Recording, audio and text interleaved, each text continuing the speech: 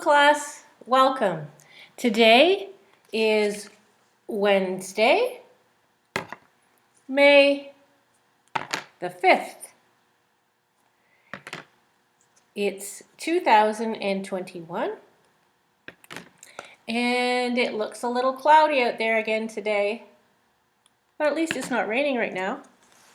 If today is Wednesday, what was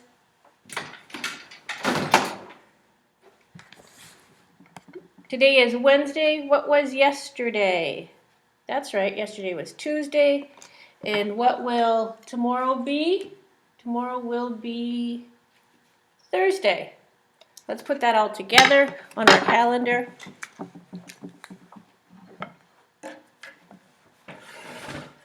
Our day is Wednesday.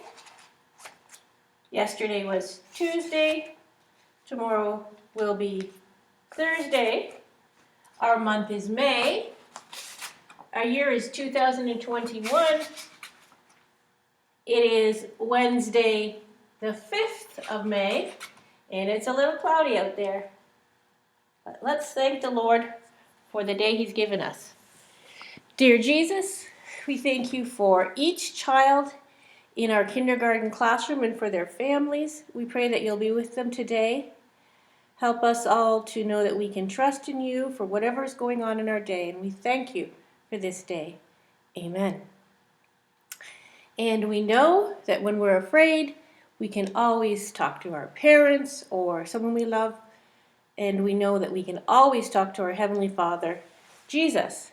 And our verse that reminds us of that is found in the book of Psalms, chapter 56, verse 3. And it says, let's say it together, "When I am afraid, I will put my trust in you." And we know that you is Jesus. Psalms 56:3, "When I am afraid, I will put my trust in you." One more time. Let's stand up. When I am afraid, I will put my trust in you. Psalms 56, verse 3. Keep working on that. We have 2 more days until we each say it by ourselves, and I know you'll do an awesome job. Well, for your Bible story or your devotion time today, the devotion that you have in your packet is called Better Than Water Wings. Now, what are water wings? You probably know what they are. You might wear them when you go swimming to help you stay up while you're learning to swim. They help you float a little bit, make it a bit easier for you. Of course, you would always have your parents nearby. But they can help us feel maybe not so afraid of learning something new like swimming in the water. Well, no matter what we're doing, when we're learning new things, when something's going on that's making us upset or feel afraid, it's nice to be able to depend on someone bigger than us. And God has given us our parents to depend on, but He also wants all of us, including our parents, to depend on Him. So just picture Him keeping you afloat when you're feeling a little nervous about whatever it might be. God is there in front of you, behind you, around you, and He's holding you up. So I hope that you enjoy that Bible time together with your family. But right now, we are going to talk about the word family, IP. IP. What 2 letters do you think make that word family? The IP family. That's right. Those 2 letters are I, and P. Itchy, and P. IP. So we want to make some words by putting different consonants, different letters in front of IP. And you have a worksheet to help you do that and some letters underneath. So JKs, you have the IP filled in for you. with letters down below. You're going to cut out those letters and put them in front of ip 4 times to get 4 different words. SK's, yours is a lot the same, but you need to put in the IP for ip in each one of these, as well as a letter in front. So you're going to put in a letter and then IP, a different letter, IP, a different letter, IP, and a different letter, IP. And all your letters are down below for you to cut out. Same for JK's, your letters are down below for you to cut out. And there's pictures to give you clues to know which letter to put in. So let's do the first one together. What's this lady doing? Can you see? It looks like she has one leg up and she's got her arms moving. Would that be an L? An S? Lip, sip, dip, or sk, sk? SK. What does SK say? Sk. Let's try that one. SK. So this is actually a 4-letter word. The rest of them are 3-letter words. But you can put the S and the K in the box. And let's read that word together. Sk, ip, sk, ip, skip. So that lady is skipping. And our first word is skip when we put SK beside the IP. You can go ahead and finish the rest of those questions, the rest of those ip words. And when you're done, see if you can read them. I've included a page with different ip words. And if you know the sound of each one of these first letters, and you know that IP says ip, you can read all these. Isn't that amazing? Let's try a couple of them. What does D say? D, ip, dip. What does H say? H, ip, hip. So you can go ahead and see how many of those words you can read. I bet you can do it. So that is our language assignment for today, as well as your word slider. You've got a ip strip. I think it's already cut out for you. And you can put the holes in the card, put the strip through to make different ip words. You know how to do that. We've done that many times. When you're done that and you've done your very best work, we will move on to math. What are we talking about in math this week? It's kind of fun, isn't it? We're learning how to add by talking about number bonds. And what do our number bonds look like? 3 circles attached together. 2 numbers added together, and then the answer, what they equal, below or beside wherever the 3rd circle is.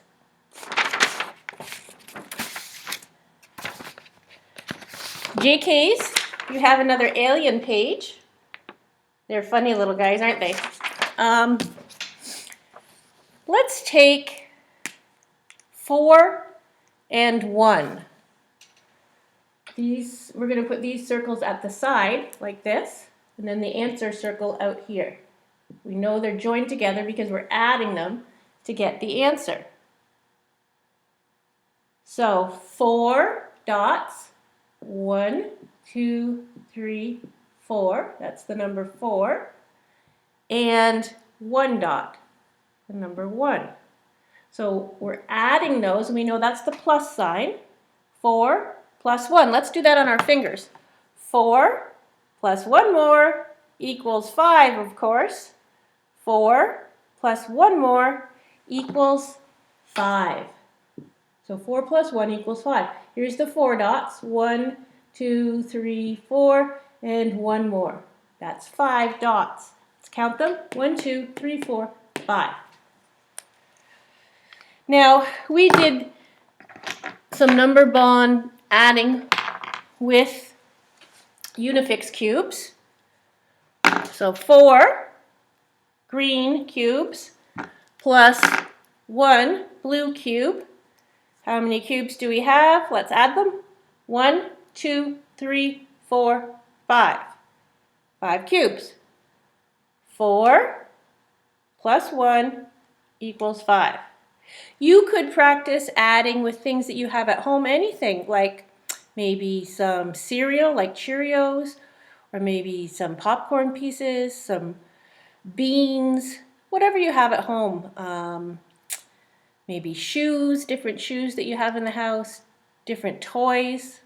Be creative and think of things that you can use at home to help you count and add two numbers together to get the answer, to see what they equal.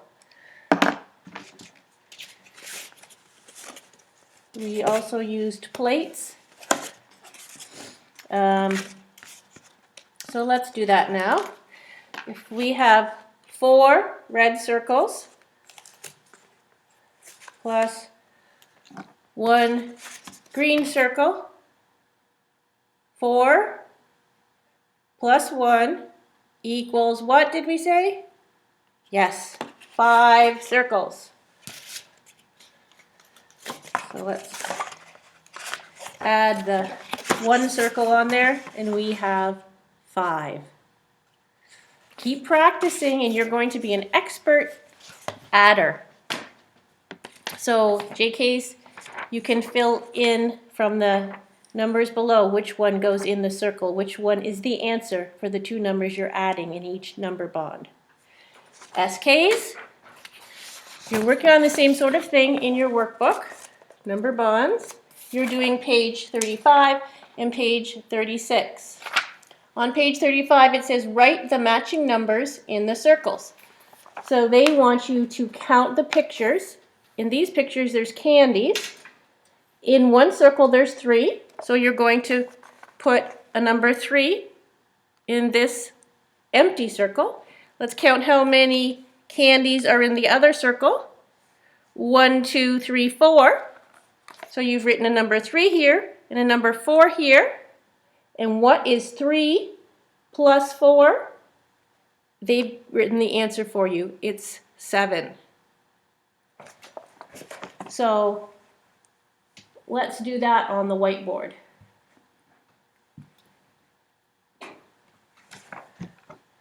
Three candies. 1,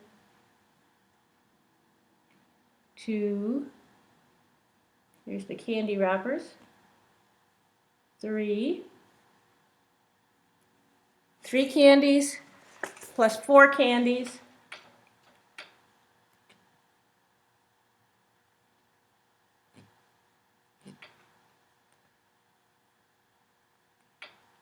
equals, and they have put the answer in for you. You can see it right. They've drawn 7 candies in here. 1, 2, 3, 4, 5, 6, 7.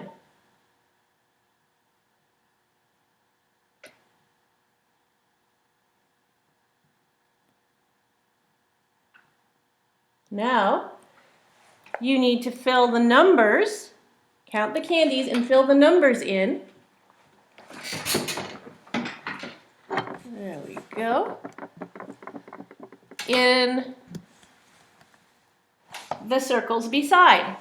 So there's 2 empty circles joined to the number 7, because that's the answer. They've written that in for you.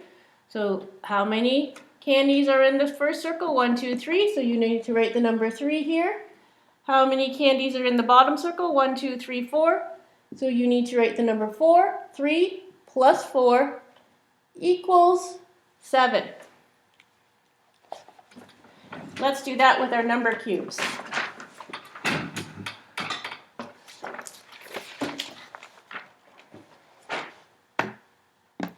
Three cubes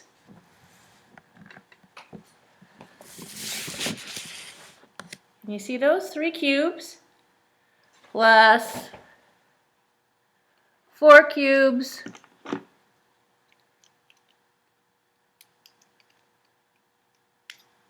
Let's do those in blue.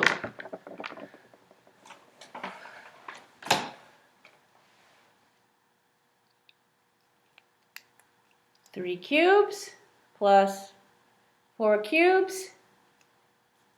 Add them together. Let's count them. 1, 2, 3, 4, 5, 6, 7. 3 plus 4 equals 7. Do that again. 3, 1, 2, 3 plus 4. 1, 2, 3, 4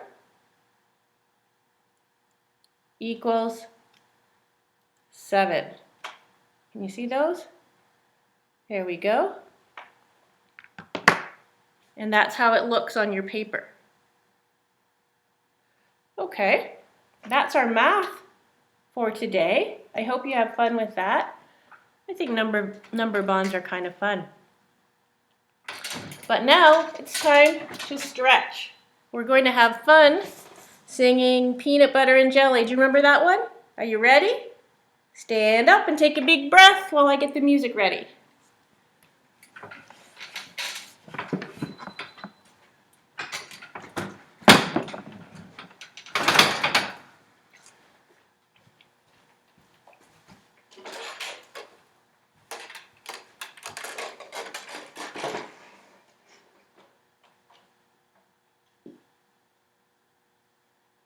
Come in here.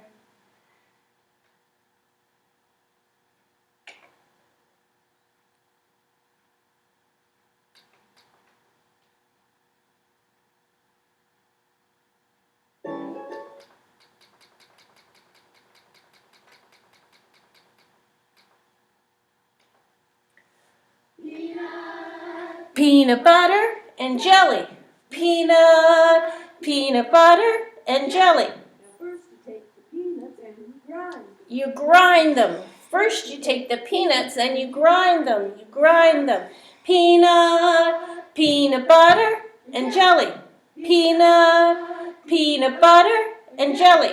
Then you take the grapes. And you squish them. You squish them. Squish those grapes. And you squish them. You squish them. Peanut butter and jelly. Peanut butter and jelly. What comes next? Bread and you spread. And you spread. Spread that butter on. You take the bread And the peanut butter and you spread. and the jelly. Peanut butter and jelly. Peanut butter. Bend your knees. And then you take the pieces and you put them. Get ready. Squish them together. You take the pieces and You put them together. Peanut butter and jelly. Peanut butter and jelly. And then you take your lunch And you munch and the munch.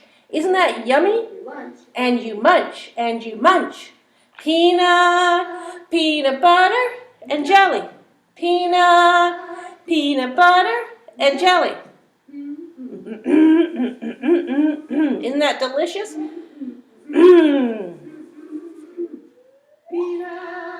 Peanut butter and jelly. Peanut butter and jelly. Peanut butter and jelly. I'm still eating. And jelly. Good singing. Oh, is your tummy full now? Well, while you're digesting that food, let's sing the Itsy Bitsy Spider.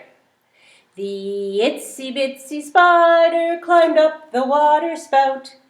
Down came the rain and washed the spider out. Out came the sun and dried up all the rain. And the itsy bitsy spider went up the spout again. Well, do you think we'll get some rain this afternoon? Do you think the sun's going to come out again someday soon and dry up all the rain? I hope so. But we're thankful for that rain and for the sunshine. All right. Take a deep breath. Let it in. Let it out. Open them. Shut them. Open them. Shut them. Give a little clap. Open them. Shut them. Open them, shut them. Give a little tap. Open them, shut them. Open them, shut them. Fold them in your lap. Well, yesterday we were talking about a very interesting book called Safari So Good, all about African wildlife. We sure learned about some interesting wildlife, some big wild animals that we don't have in our backyard. But if you lived on the savannah in Africa or in the country of Tanzania, like we learned about from some of our friends that told us all about the country where they live, you might see some of these animals in your backyard. Where did we leave off? We talked about zebras. We talked about elephants.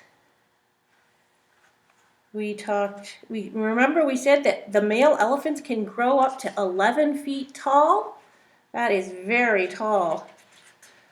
And they can lift heavy things with their nose, and they can lift even tiny things with their nose.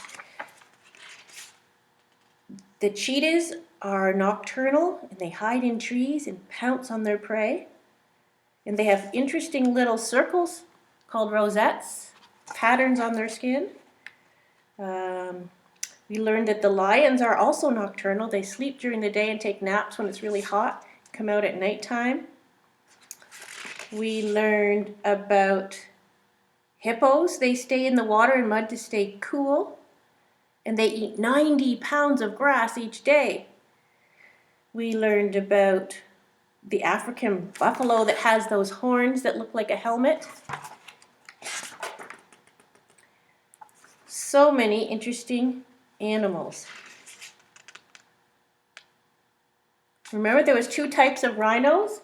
The white rhino, which was just a little bit paler than the black rhino. And how do we tell that they're different?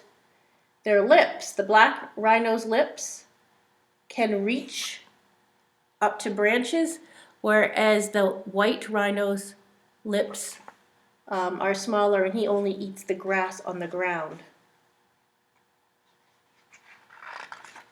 All right. Well, here's an interesting bird called the oxpecker. She rides on the rhino, and she eats the ticks or the bugs that she finds on the rhino. So they're good friends because she keeps him clean and keeps those pests away from him, and he gives her food because she eats the ticks that are on his back. That's a good friendship. And there's the zebras. They sleep standing up so that they can run really quickly if a predator is close. Well, let's talk a little bit about giraffes. At birth, giraffes drop 6 feet to the ground. So they could drop as tall as a human being who's 6 feet tall from their head to their feet. That's how far the giraffe drops when he's born. That must be quite a surprise, coming into the world and dropping to the ground. But he's okay. In only a few minutes, he's already standing up. All giraffes forage, it is plain to see. Here's one with their head in the acacia tree. So foraging means looking for food around in bushes and trees.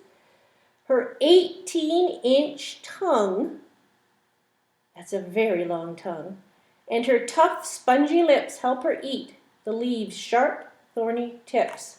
So there she is with that long tongue. Can you see it? And some of those branches are thorny and pricky, but she has spongy lips that help protect her and let her eat them.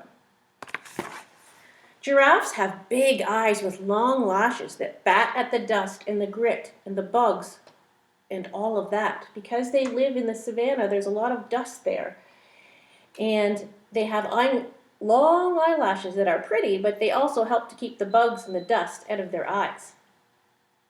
With strong legs and hooves and a good bit of trying, they can often outrun a lioness or lion.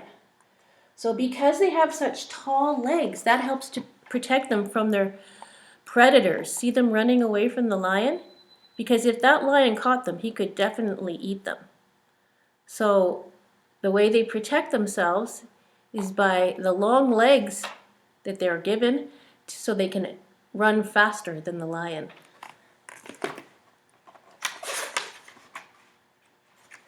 Baboons band together in big roving groups. They hunt, they eat, and sleep. In these bands we call troops. So we've heard some different animals that like to live in groups so they're not lonely, like the lions and like the elephants. And here's another group, baboons. Now baboons are big monkeys. They call their groups troops. They live in troops.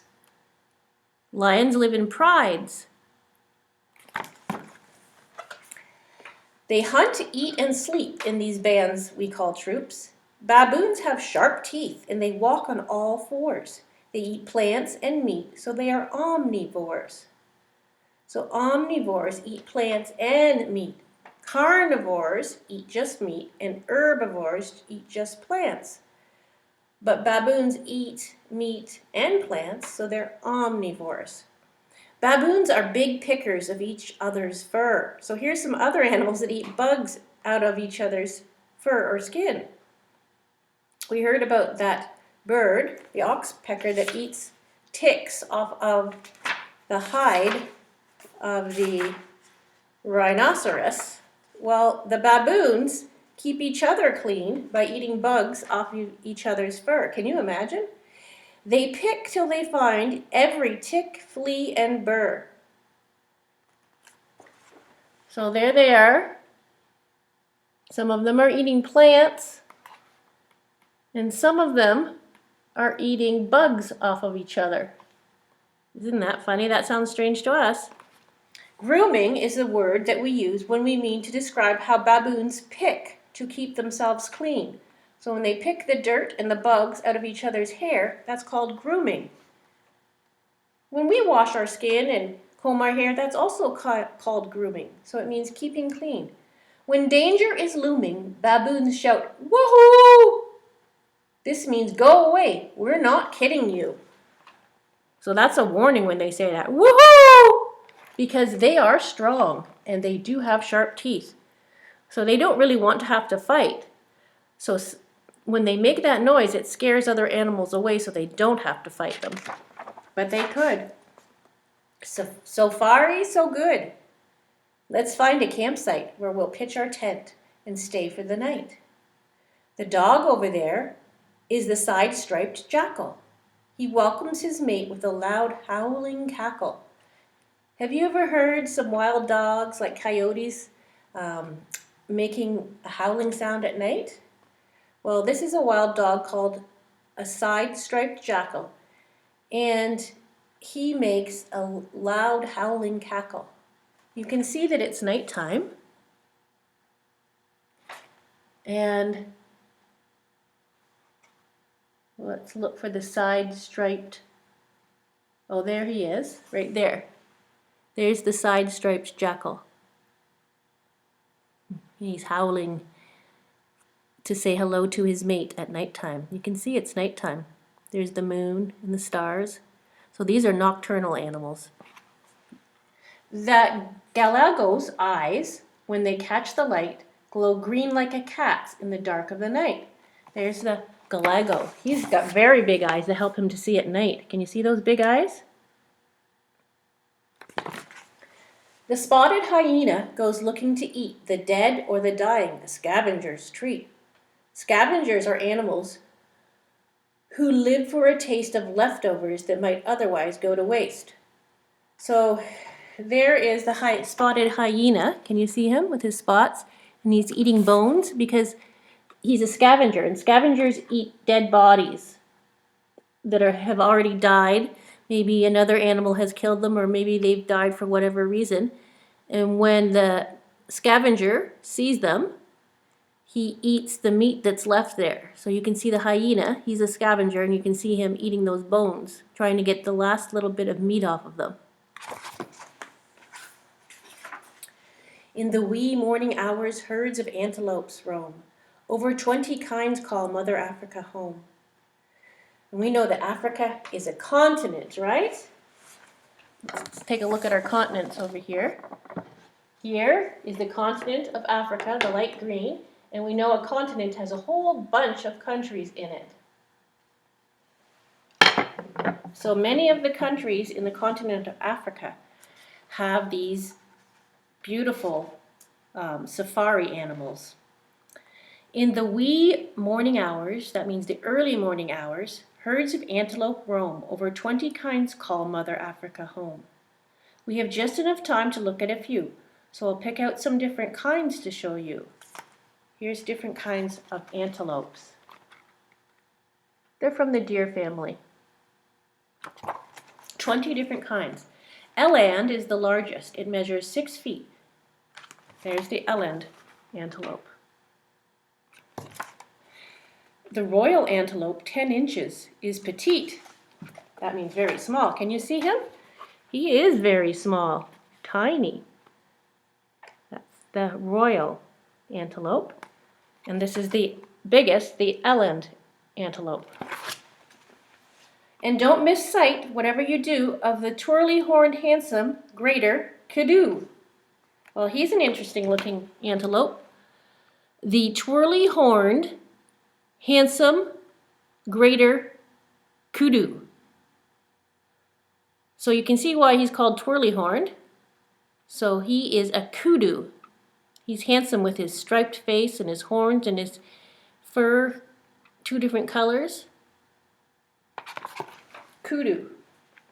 So the eland, the royal, and the kudu. Those are 3 different types of antelopes. Impalas are smaller. Here's how to ID them. Stripes on their rear ends form a bold letter M. Isn't that interesting? So here's another type of antelope called the impala, and you can see he has stripes that look kind of like an M on his back end. So he's easy to tell that he's an impala because they all have those. A head like an ox, a mane like a horse, a beard like a goat, a wildebeest, of course. So this is another type of antelope called a wildebeest. Have you heard of those before? Let's find just one more antelope if we're able, the bashful, soft-coated, sickle-horned sable. So he's very shy. Bashful means shy, and there he is, the sickle-horned sable. He's the bottom one. There's the impala, the wildebeest, and the sickle-horned sable. Sickles, or instruments that farmers used to use to cut their hay before they had tractors and different machines that would cut their crops for them. They would cut them by hand with great big long knives that were curved, and they were called sickles. So that's why his horns are called sickles, because they're in a curve and they look like those great big knives that would cut the hay. All right. All of these antelope can run fast. And so the fast will survive, not as often the slow. So you can see the antelope, and they're being chased by a cheetah. He's their predator, they're the prey, so they have to be able to run fast to escape. And if they can't, then the cougar will get them. That's why they have long legs that can hop and jump and run fast. Our safari is ending, but for goodness sakes, let's stop for one look at my 2 favorite snakes. Oh, we're going to look at some snakes. This mighty rock python squeezes its prey. Snakes called constrictors behave in this way. Constricting means to squeeze tightly. So snakes that squeeze their prey to kill them are called constrictors. You've heard of the boa constrictor, and there is a snake squeezing its prey. Looks kind of like a warthog. I'm not sure what its prey is. Yeah, this is a rock python. So he's a constrictor. The carpet viper is a small snake that everyone heeds. Its fangs inject poison. It lurks in the weeds. So this is the python, it's a big one, and here's a smaller one called the carpet viper. It's not a constrictor, it doesn't squeeze its prey, but it has poisonous fangs, you can see them. And it hides in the weeds and then jumps out at its prey and bites them. And then the poison in its fangs kills its prey. Now we do not have these type of snakes here, so we don't even need to worry about them. Safari, so good, home again like a shot. Just look at the great photographs that we have got. If you go on a trip with your family, do they take pictures so you can remember all the wonderful things that you saw? Which ones are your favorites? Which turned out the best? Some turned out all fuzzy, but we'll save the rest. My number one favorite? Oh, take a wild guess. If you said the lions. So there they are looking at all their pictures of their trip on the safari. There's the gagaloo with the big eyes. There's some giraffes, some elephants. There's a zebra. There's the wildebeest antelope. Such beautiful animals. If you said the lions, I'd have to say yes. Those were the Cat in the Hat's favorite animals that he saw on the safari. What was your favorite animal that we talked about? Was it the lion too? Was it an antelope?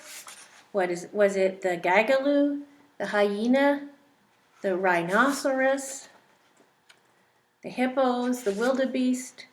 So many beautiful animals that are all different and all interesting. Well, I hope you enjoyed learning a little bit about African wildlife. And I think it's time for you to get up and stretch and move around a little bit. And when you come back, we can talk a little bit about the craft. So while you're doing your craft, you can also be moving around a little bit using your scissors and your coloring, and that'll be lots of fun. Alrighty, I'll be right back.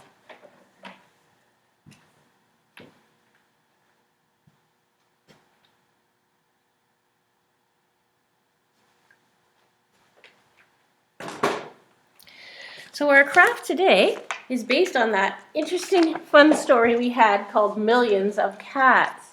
Do you remember the lonely couple who wanted a pet cat? And millions of cats ended up following the old man home, but they finally found the perfect cat for them.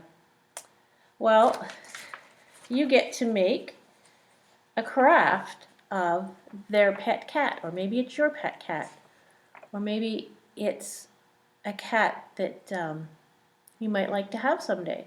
So I've put some craft materials in your package. There's different shapes. What shapes do we have here? There's some circles, some big ones and some little ones. There's some very skinny rectangles. Those are for the whiskers. And there's some triangles. There's instructions. You can see those different shapes when the cat is put together. Where are the triangles? You guessed it, the cat's ears. Where do you see circles? Big ones and little ones? The cat's eyes. And where do you see those rectangles? The cat's whiskers. And his face is one big circle, isn't it? So I've given you the materials to put that craft together, and I'd like you to color it with your very neatest coloring. Practice using your scissors to cut the pieces out. If you need some help from Mom and Dad, that's okay too. Have fun with it. Do your best work and then enjoy looking at it and put it somewhere special. I love seeing some pictures that people are showing me of their crafts, and I'd love to see pictures of your cat when you're finished. Have fun, enjoy the rest of your day, and we'll meet together again tomorrow. Bye for now.